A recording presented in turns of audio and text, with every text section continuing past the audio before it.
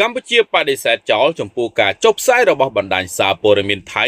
ដែលផ្សាយថាទាហានកម្ពុជាបាញ់ទៅលើមូលដ្ឋានខ្លួនរាជធានីភ្នំពេញក្រសួងការពារជាតិកម្ពុជាបានបដិសេធចោលទាំងស្រុងនៅការចុះផ្សាយរបស់បណ្ដាញសារព័ត៌មានថៃផ្សាយថាទាហានកម្ពុជាបាញ់ទៅមូលដ្ឋានខ្លួនជាការមិនពិតលោកជំទាវឧត្តមសេនីយ៍ឯកម៉ាលីសុជីតាអ្នកនាំពាក្យក្រសួងការពារជាតិនៃប្រជាណាចក្រកម្ពុជាបានលើកឡើងថា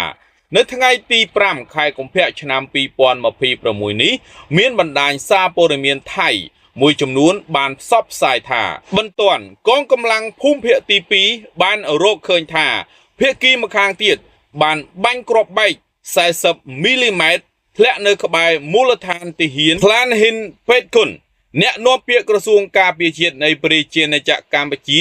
សូមធ្វើការបដិសេធចោលទាំងស្រុងនៅការចុះផ្សាយរបស់បណ្ដាញសារព័ត៌មានថៃខាងលើនិងសូមអះអាងថាជាព័ត៌មានប្រឌិតคล้ายៗផ្ទុយពីការពិតទាំងស្រុងក្នុងគោលបំណងបំភាន់ដល់សាធារណមតិនិងធ្វើឲ្យស្ថានភាពនៅតាមបណ្ដោយព្រំដែនកម្ពុជាថៃមានភាពតានតឹងលោកជំទាវបានបន្ថែមទៀតថាយោងតាមព័ត៌មានដែលទទួលបានពីយុទ្ធភូមិភាគទី4នៃកងយុទ្ធពលខេមរៈភូមិន្ទបានបញ្ជាក់ថាក្រុមទំនាក់ទំនងរបស់យុទ្ធភូមិភាគទី4របស់កម្ពុជា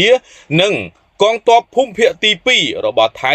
បានតាក់ទងសាកសួរនិងផ្ដល់ព័ត៌មានគ្នាដើម្បីបញ្ជាក់ការពិតរួចហើយគឺមិនមានស្ថានភាពកើតឡើងដោយការចុះផ្សាយរបស់បណ្ដាញសារព័ត៌មានថៃនោះទេក្រសួងការពារជាតិកម្ពុជាសូមបញ្ជាក់ពីការបដិញ្ញាចិត្តយ៉ាងមុតមមច្បាស់លាស់ក្នុងការគោរពនិងអនុវត្តយ៉ាងពេញលេញភ្ជាប់ភ្ជួននិងប្រកបដោយការទទួលខុសត្រូវខ្ពស់បំផុតចំពោះសេចក្តីប្រកាសរួមនៃកិច្ចប្រជុំពិសេសលើកទី3នៃគណៈកម្មាធិការព្រំដែនទូតកម្ពុជាថៃ JBC ថ្ងៃទី27ខែធ្នូឆ្នាំ2025សេចក្តីថ្លែងការណ៍រួមស្តីពីកិច្ចព្រមព្រៀងសន្តិភាពរវាងកម្ពុជានិងថៃថ្ងៃទី26ខែតុលាឆ្នាំ2025និងកិច្ចព្រមព្រៀងពាក់ព័ន្ធផ្សេងទៀតជាពិសេសការប្រឆាំងទៅនឹងព័ត៌មានคล้ายៗដើម្បីពោះទៅការធ្វើឲ្យប្រសើរឡើងវិញឆាប់រហ័សនិងការវិលត្រឡប់ទៅរកភាពប្រក្រតី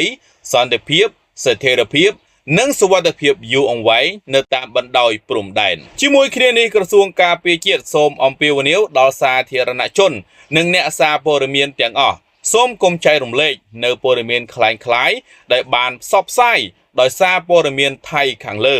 ដោយតាមដាននិងទទួលយកតែព័ត៌មានដែលមានប្រភពច្បាស់លាស់ត្រឹមត្រូវ